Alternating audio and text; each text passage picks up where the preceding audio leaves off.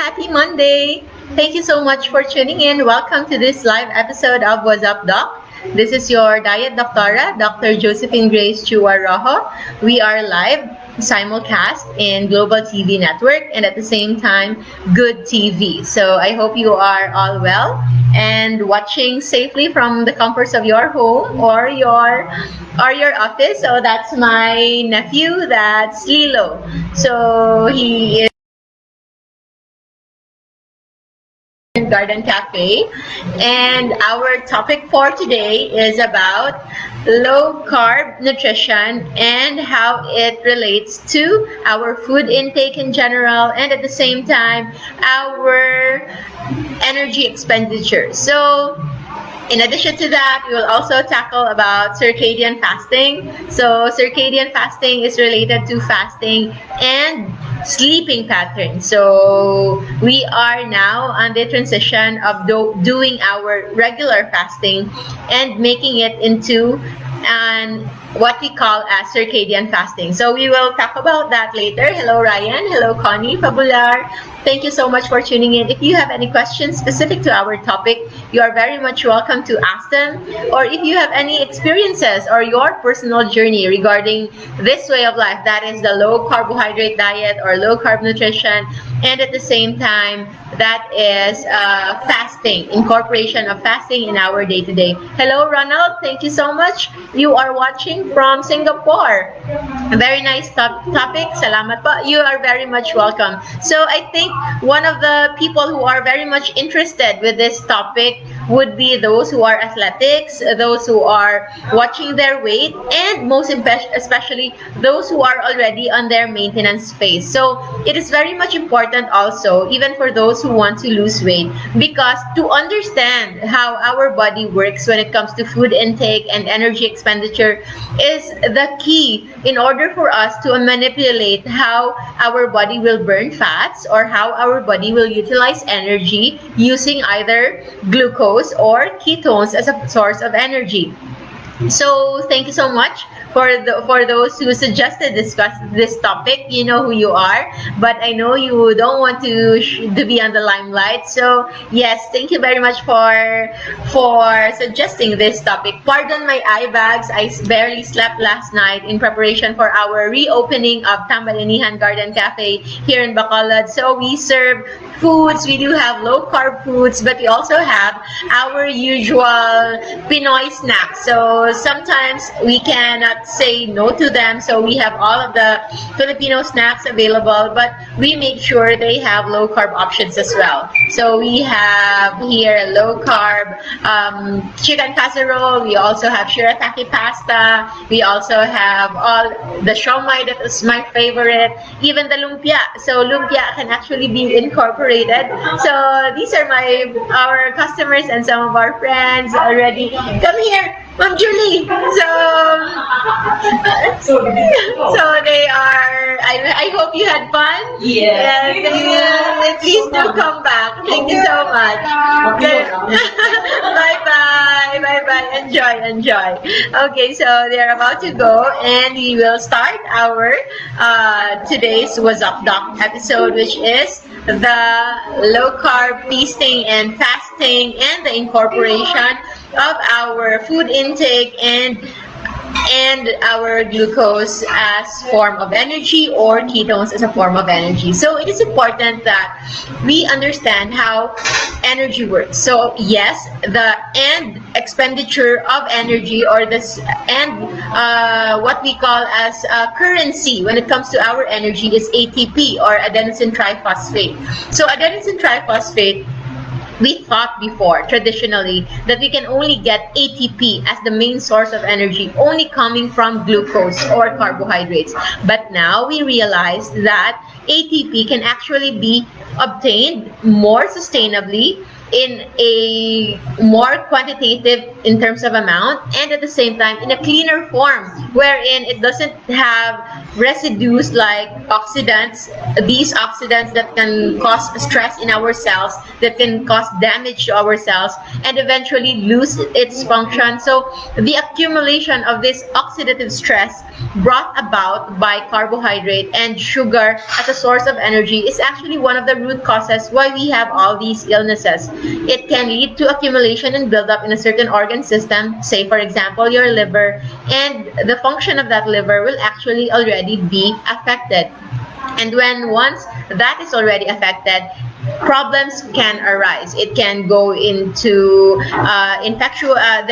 its propensity for infection is very high. Its propensity for inflammation that is producing fatty liver is also very high, and it can go awry from there, because we know liver is one of the, if not the most metabolic organ in the human body. And since it is highly metabolic, it is also in charge in making so many things in our body, like the proteins that we need, the albumin that we need, the hormones that we need. Most of them are made inside our liver. And once our liver is affected, so many other things, our overall health will just go on a declining phase. So it is very important to lessen that oxidative stress as much as possible. So how do we lessen that? We lessen that by limiting our use of glucose as a source of energy. We can better utilize energy coming from a cleaner source. Clean, that is, when you use it up, the amount of stress or oxidative byproducts, the waste products that's coming from that processing will be very, very low. And where can we get that?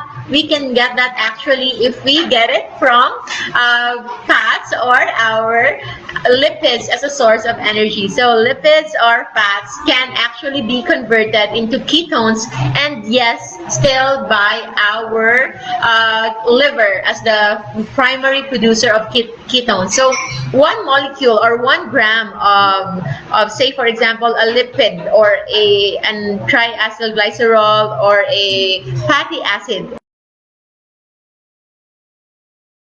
32 ATPs. So 32 ATPs is 32 adenosine triphosphate that you can use as a source of energy. But if you only use 1 gram of glucose, even if we know that 1 gram of glucose or of carbohydrates is equal to 4 kilocalories, and 1 gram of fats is equal to 9 kilocalories. So that difference alone is already large. But when we are actually talking about ATP, or the end final currency of our energy expenditure in our body, you can see much more difference, because when you process glucose, the maximum ATP that you can produce per gram of glucose would just be around 4 ATPs, 4 to 6 ATPs. Because as you go along, as you process glucose, you will need more energy in order for that to be broken down. So it is important that you understand that with 1 gram, equal amount, equal quantity, equal weight of fats, you can yield so much energy. But we know that already. Some of us know that already. However, how come not all of us can maximize that? How come not all of us can burn fats? Why can't we easily just switch on and burn fats and switch off and burn glucose, say for example, in a span of a day? That is because the switch that will trigger which sources you will get your glucose from, your ATP from, is actually hormonal in nature. So it's we are not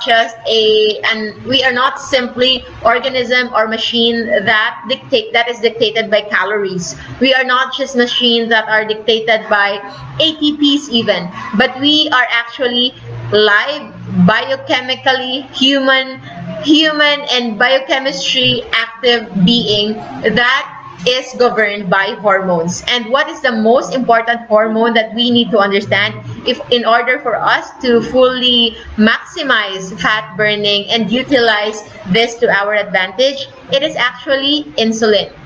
So insulin is a hormone that is increased whenever one is taking in carbohydrates or glucose as a source of energy.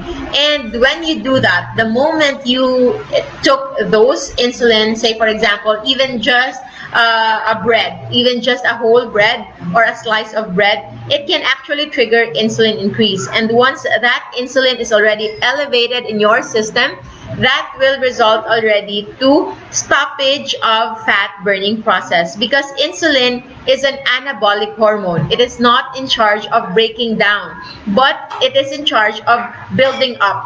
Building up meaning formation of new cells, formation of new organs, maturation of certain organs, growth of bones, which is very common among young children and growing child.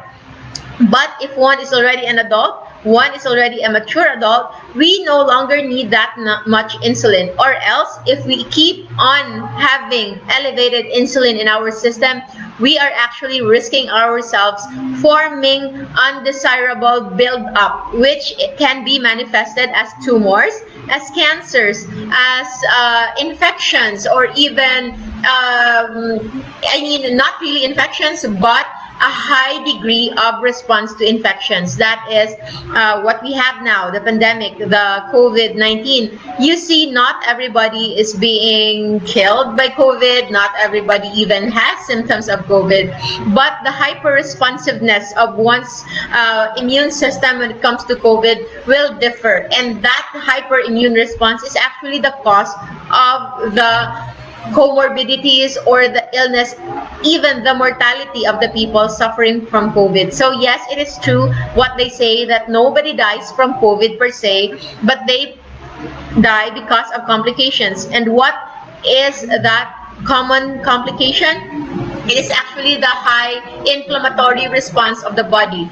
They can die of high-risk pneumonia. They can die of disseminated intravascular coagulopathy, wherein the whole of the body are all clotting, so the blood flow is impeded. Some even manifest as stroke, and some even manifest as heart attack. So COVID can attack someone who is already vulnerable. It's like it's hastening, it's making everything faster. So if COVID and this quarantine season can help us, it is something that we can improve. It is for us to improve our health. We take this time to look closely, to investigate fully, and to be aware and unbiased when it comes to assessing our health. How sure are we that our body is built to last, is built to stand, even if we get infected with supposedly a common flu, a flu that is supposedly not to be feared about, so that we can thrive, we can even come out even healthier than before we had COVID. So for those of you who are who are not sure, who are very much skeptical if COVID is true, yes, I believe that COVID is true. It is there. Whether if it's man-made or natural-made, that is another question. But yes, I believe it's true. But I also believe that we shouldn't fear COVID. If COVID can help us, it is for us to realize that we have the opportunity to take care of our health. So we have to strengthen our immune system. We have to know what makes our immune system respond hypersensitively. That is already beyond the normal. That is already beyond the scope of what is natural, of what is just enough for us to keep a healthy system. And good thing, what we need to do about that is also similar for us to have a good physique, a body weight that is in the normal range, a sharp mind, even a good focus and concentration when it comes to our thinking, when it comes to our mental processing, and even in our energy expenditure. So if you only know how to do the balance between food intake and at the same time knowing what food to eat in order to maximize fat burning and using fats as a source of energy, the cleaner source of energy, we can actually also enjoy the benefits of a healthier life. A healthier life that is not afraid of COVID. A healthier life that you can just move around, not losing your breath, You can do the tasks that you need to do. You can focus anytime that you want to focus on. You can concentrate when you want to concentrate on so many things.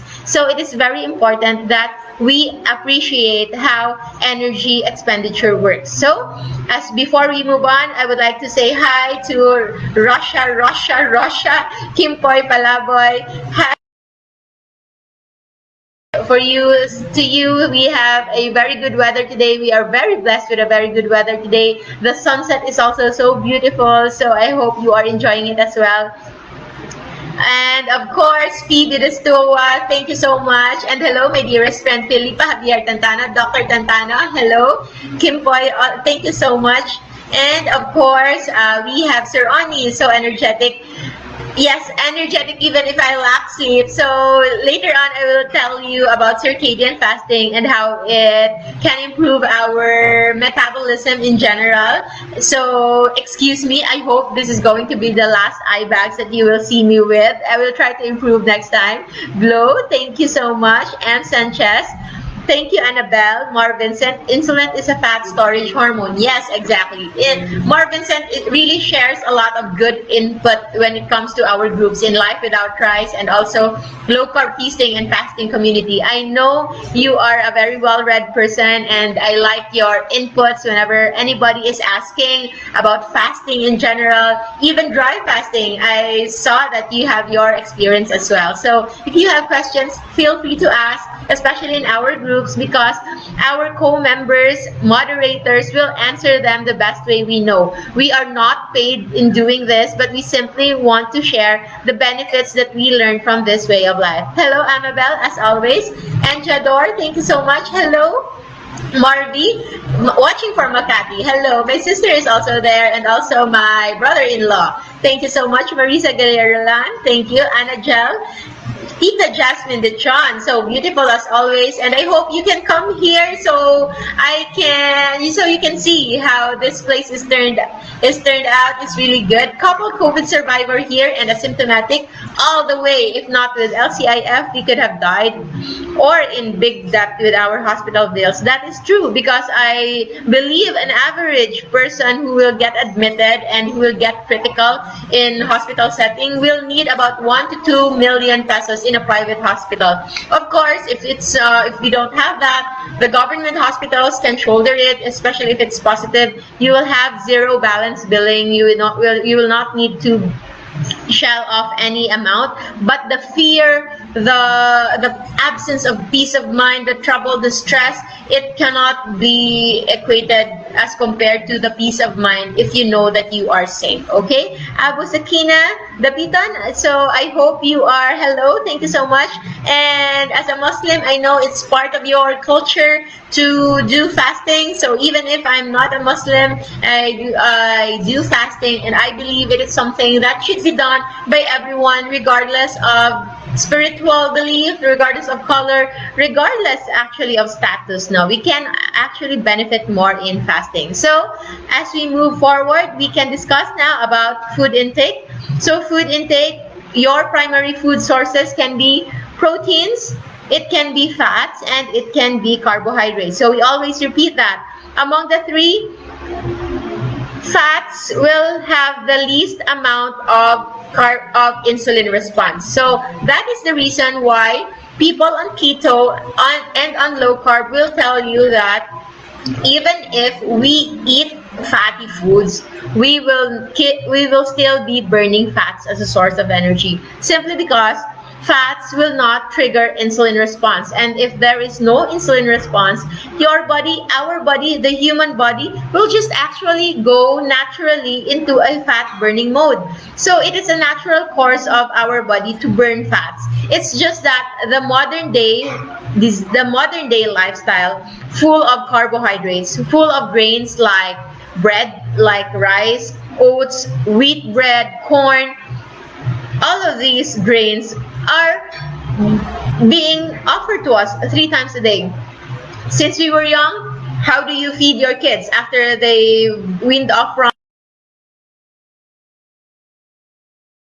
ground rice or powdered rice, and they cook it, they make a soup or a porridge out of it, and that is already carbohydrates. So yes, children can get a little benefit from elevated insulin, but actually all-time elevated of insulin is still not good even for children. We now have cases where children already manifest as obesity, childhood obesity, and at the same time insulin resistance.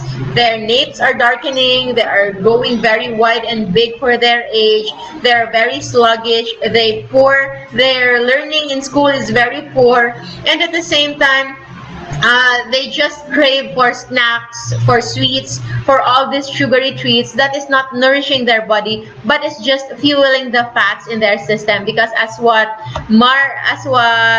Marvin said, yes, insulin is simply a fat storage hormone, but it's not the only action of insulin. Insulin also dictates the promotion of certain inflammatory cells. It can also lead to many other illness like formation of tumors, tumor genesis if it's been too much.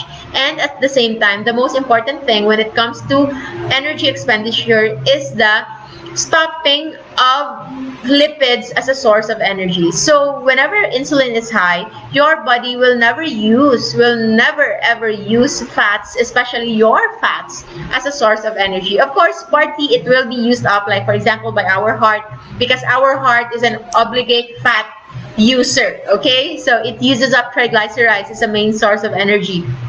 But when it comes to burning the fats in our system, in our stomach, in our buttocks, in our legs, in our cheeks, even in our arms, if we don't make sure our insulin is low, we will actually risk just being stagnated in the phase where we are so dependent on glucose as a source of energy. And once you are very much dependent on source of energy, you will still crave it. You will only crave it because your body will never go beyond that phase. So that is the reason why athletes, traditional athletes, will need to do carbo loading. That is, they will need to eat so much carbohydrates prior to an event, because our glucose storage, our capacity to use glucose for a long time is actually very limited. That only goes to show why glucose is not a sustainable source of energy. That is not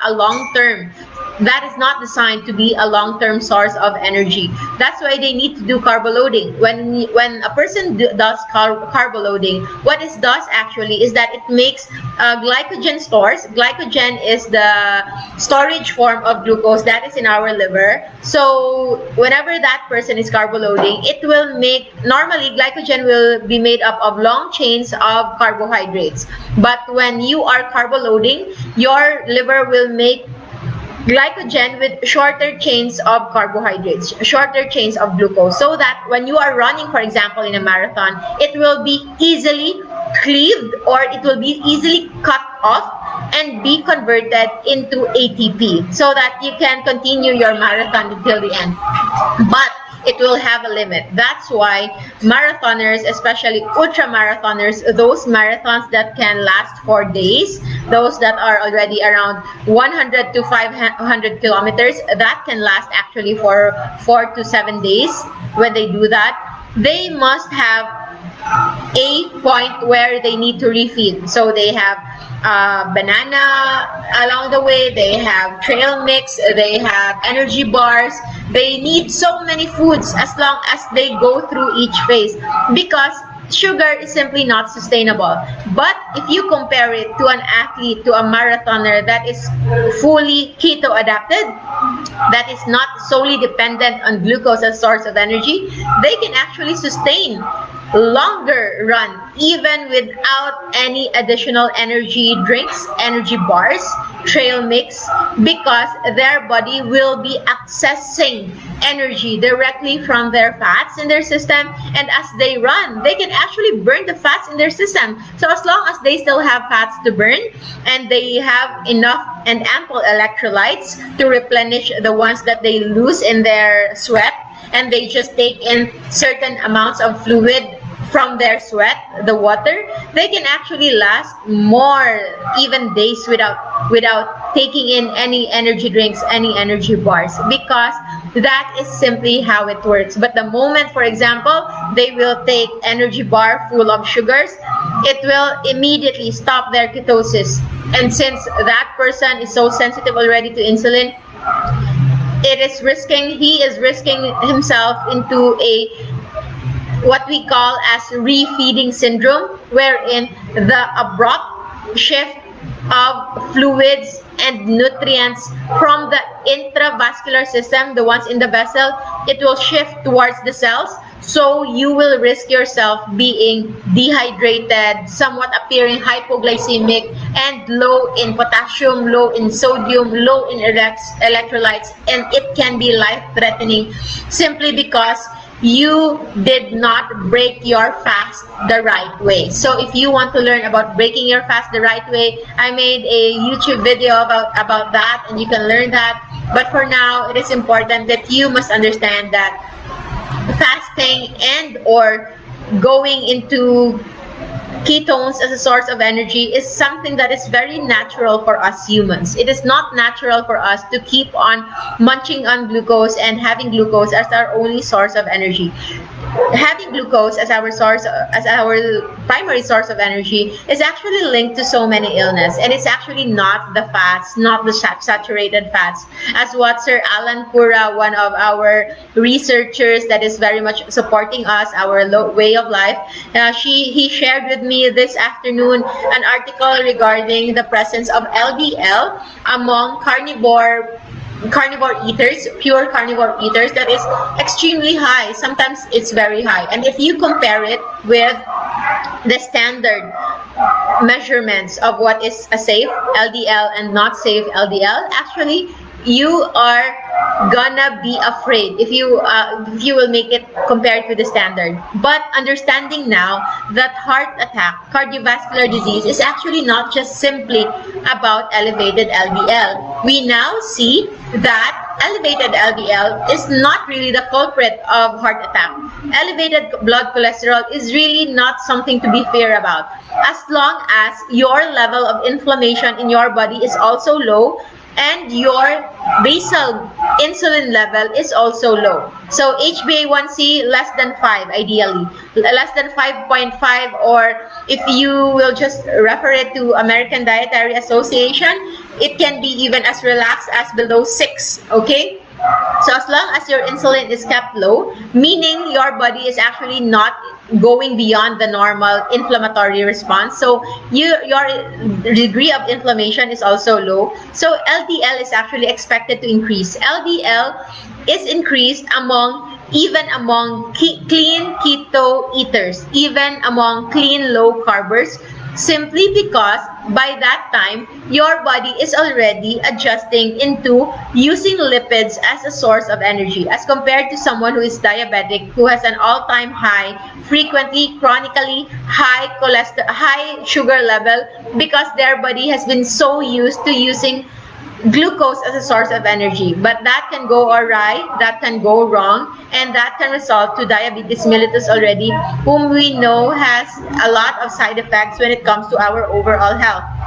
It can lead to kidney disease, it can lead to CKD or chronic kidney disease that can even eventually lead to dialysis. Some even go blind. They go blind because the sugar in their eyes, in their blood vessels inside their eyes are already damaging it, causing it permanent blindness for so many others. It can even lead to amputation. Yes, infections in the foot or feet of those with diabetic foot can lead to amputation, because infection cannot be easily managed when the person has an elevated blood sugar, and it is something that we need to be more fearful about than cholesterol. It's just that we were brought up, brainwashed, that fats is bad, cholesterol is bad, and yes, there may be some data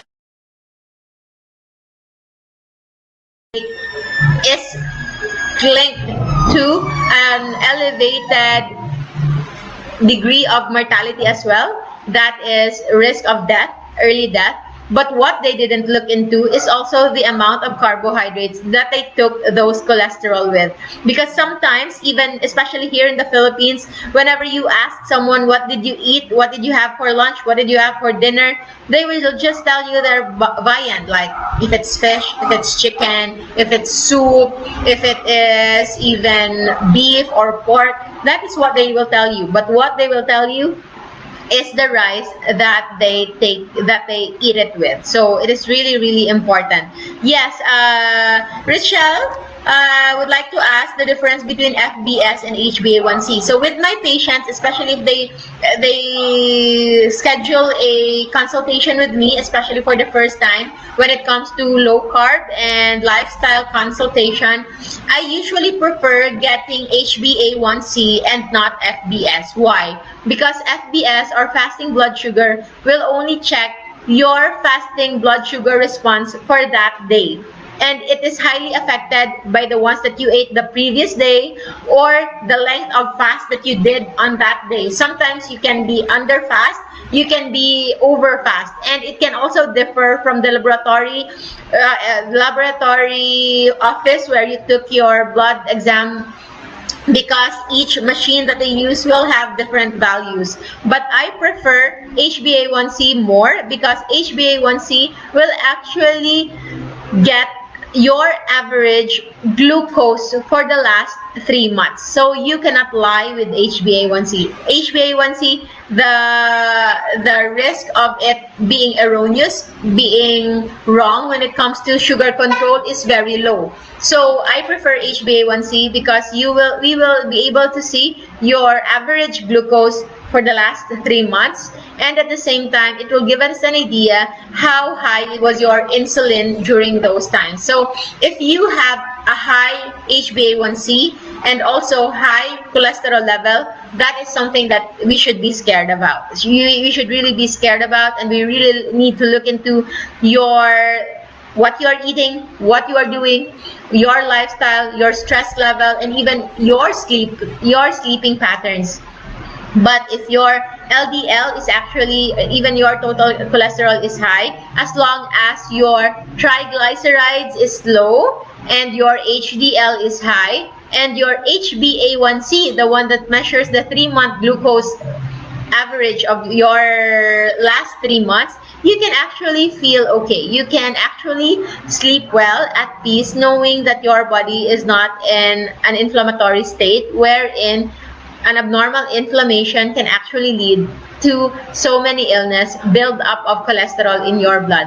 Remember, high cholesterol will not even build up as long as your blood is fluid. The fluidity of your blood is okay if it's not inflamed. And that inflammation can be triggered, can be brought about by too much insulin. And the most common insulin spike would be coming from carbohydrates. And to some extent, little carbohydrates, but if you pair it with too much proteins, it can still elevate insulin. If you want to go on a high protein diet, better make sure that you keep your sugar or carbohydrate as low as possible. So Marvin said Team Noakes is the best example of an ultramarathoner who does low carb and advocates this way of life. Yes, Team Noakes, Dr. Team Noakes is one of the leading low carb practitioner in the world, and one of the most vocal ones, and we are thankful for them, that even if there are a lot of physicians who are still not into low carb, who are still not into using fasting as a source of management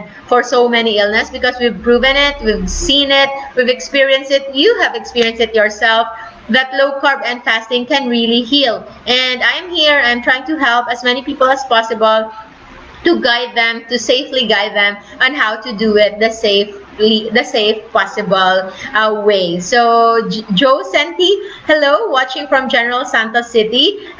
General Santos, I know one there, Debbie Barrientos. I think she's the owner of Low Road Car Cafe. So I think she was also one of our exclusive distributor of Perfect at Last book series in Jansan, and Road Car Cafe is their cafe that also sells low carb goodies. So I hope you can visit there. You consume more protein. Side effects: consume more protein. That's what I said. Pure protein in research by those who have experienced it, because there is this research now. They found that Inuits, or those who are eating pure carnivore diet, are at the top of their health. And then when they try to mimic that in a laboratory setting where everything is controlled, they let their participants eat only proteins, very high proteins. And what they found out after 3 months to 6 months of doing a very high protein diet, their blood values actually deteriorated, and they were surprised because they actually just tried to mimic those carnivore diets, those tribes who are purely on carnivore. And later on, they found out that it's not just the proteins that they need, but proteins must be paired with essential fats and good fats. If proteins alone, remember that we need proteins only minimally, especially if we are not bodybuilders, if we are not ultra marathoners. Our need for proteins for our daily repair is actually very low, just about 1 to 2 grams of proteins per kilogram of body weight. So if you are a 50 kilogram woman, what you need is just actually about one matchbox of, say for example, chicken, or 2 eggs, or the proteins coming from 3 egg whites. That's what you need in a day. So excess proteins that you eat can be converted into glucose through the process of gluconeogenesis. That's why once those extra proteins will be converted into glucose, you are actually risking yourself having an insulin response again. So if you do it, it's okay if you do it once, twice in a week, but if you do it daily, that can still accumulate, okay? And once you do that, that is the reason why you can see others who are very much active, like, you know, we know someone who goes to the gym every day. He even owns a gym. And another one who is I don't know the belts that you do in jiu-jitsu, who is a jiu-jitsu practitioner. But yes, you know that there's muscle in there, but the muscle is buried under a very, very thick slab of fats. A very thick slab of fats. And what you can see them, if you see them eating, they can eat 15 to 20 servings of spare ribs. So spare ribs, as we know, is made up of almost pure protein, almost without fat. Yes, they have the energy, but their muscles are actually buried with fats as well. So if we want to maximize fat burning and protein building, we actually need not much proteins. Moderate amount of protein intake is already enough, and you can supplement the energy, the ATP that you need in a day into a fats as a source of energies. Now, before we proceed, I would like to emphasize that fats as a source of energy and moderate proteins as a source of energy, that is consistent with low carb eating. But if you are still on the process of losing weight, you are still not on the maintenance phase, you still want to use up those fats, it is actually more recommended to do just fasting. When you are fasting, you are burning your own fats. When you are in low carb diet, you are burning fats, but mostly it will be coming from the food that you eat. And if you are bigger than the food that you consume, so yes, you can actually still burn fats. That's why a lot still lose weight. But the initial weight loss that people experiences with low carb is actually not fat loss. It is just water loss. And that's why it stalls. It stalls up to a certain point, because low carb eating alone without fasting is actually not enough, unless of course you do calorie deficit. So calorie deficit, it can help you with weight loss. It can become a good source of, you can utilize it as a weight loss strategy, but you have to make sure that what you are eating during those low calorie diet is coming mostly from fats. So it is going diet. That is the reason why egg diet became popular on a certain period, because egg diet is actually just made up of fats and proteins, no carbohydrates. So it is actually a calorie deficit kind of diet, but it's coming from proteins and fats. So the insulin is low. So fat burning is still being regulated. It's still being promoted. That is the reason why it will work. But the science behind it simply is elevation of fat burning through elimination or removal of insulin, because insulin is the one that is blocking that fat burning process. So I hope that is clear. And thank you very much, Richelle. Connie, can stage 4 CKD do low carb? So as what I always say, low carb is something that is natural. Whatever that illness is, low carb can help you in a way that it will not worsen your condition even more. But as to like reverse, especially CKD and stage CKD, we might need more than just low carb. Low carb is simply just for maintenance. It will not give you the healing that you need. Low carb, if eaten 3 times a day, is still too much. As what I say, no matter how good that food is, it's simply not sustainable to be eating that every day, because naturally by nature we are not supposed to eat every day, really, 3 times a day, really. So it is not just sustainable. To put it bluntly, stage 4 CKD, you can just elevate the symptoms, you can try to improve it, but as to healing, as to reversal, it can be a long process. Remember, CKD doesn't happen overnight. It takes decades to damage the kidneys, and to put the pressure on low carb alone to heal that is too much. And saying that low carb won't work simply because you tried it in stage 4 CKD and it doesn't work is also very unfair, because low carb is just a natural diet. Supposedly that's our way of life for us to maintain a healthy body. But if we already damage our body, we need more than just low carb. We need to do fasting. We need to learn about water fasting. We need to incorporate dry fasting, short-term dry fasting. But it is already beyond the scope of this live episode. If you want, you can consult properly. You can schedule an appointment, find a low-carb practitioner that you are very much comfortable with, and the one that can guide you with water fasting, dry fasting, and do not do it on your own, because it takes so much risk, especially for those who are already suffering from illness and are already dependent on so many medications. So we don't want to send the wrong message that it can be done by anybody. Lucky are those who have found low carb and fasting when they are still at the top of their health, meaning we can maximize it by using it as a means to prevent illness. Prevention is always better than cure. That's the most important thing. Hi, Sakara Franco. Happy watching. And Mang Julie, my mommy and Tita Ging is also watching in the condo. Thanks, Doctora. Thank you. Makan Aloe Vera. Kana Ichi, much love for you. Rico Fernando, thank you so much watching from the Philippines. Carb, that is the most important nutrition that I would like to emphasize. And if you cannot fast, you can just do keto diet. So keto diet as compared to low carb is different when it comes to macronutrient proportion. So when you are in keto diet, your carbohydrates should be almost zero, or if you have to take them, it shouldn't be more than 20 grams a day. So 20 grams a day, so if you want to have an example, a slice of buns or slice of bread, that is already 20 grams.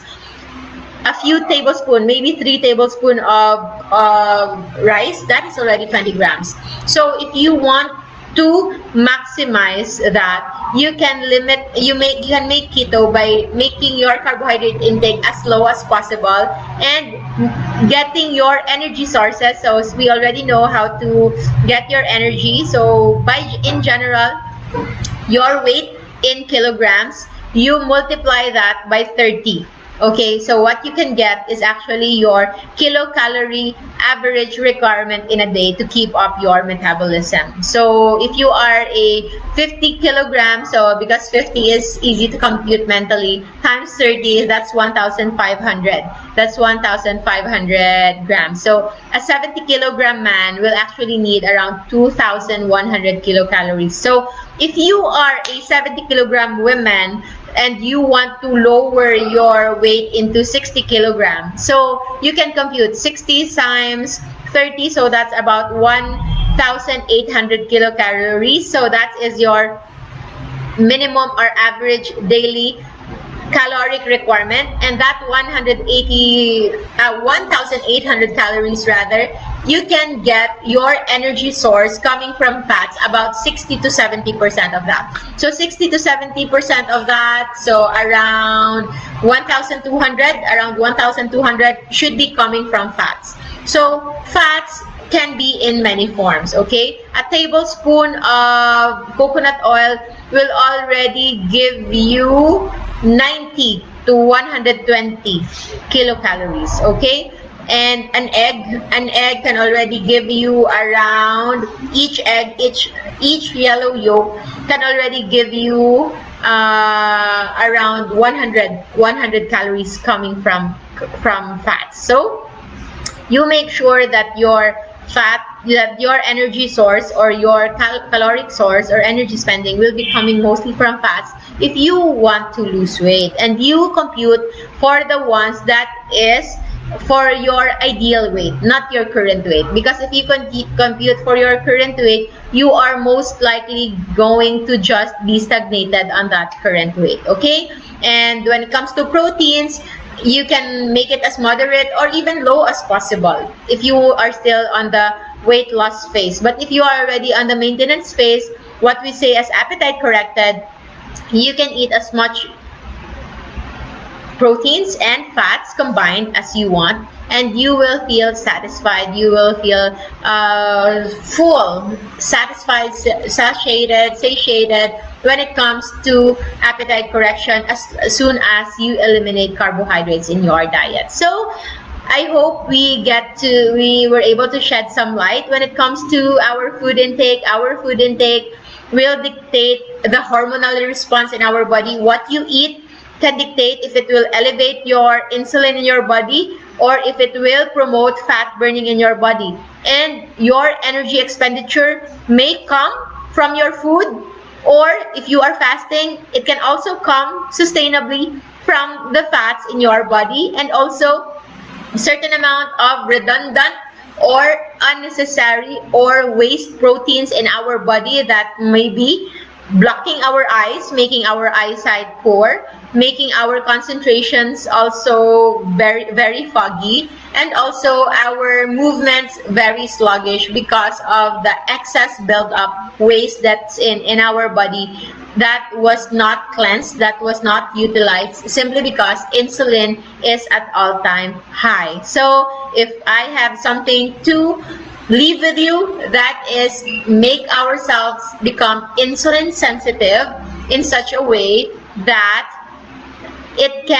we can use it up to make our skin healthy, our hair healthy, our body healthy. But it is healthy if it's on the basal low level. We can even promote and become and have an optimized health if we consume nutritious foods, filling foods, essential fats, and essential proteins that we need in order for our body to function at its fullest. So that's it for now. If you still have any questions, I can still entertain some of them, but if there's none, I hope you get to enjoy tonight's video. I'll see you again this coming Wednesday, still the same time, here in Global TV Network, and also Good People TV Network, and live here in my page. This is your Diet Doctora, Dr. Josephine Grace Chua Rojo. Always remember to stay low carb so that we will all stay safe. Maraming salamat and goodbye.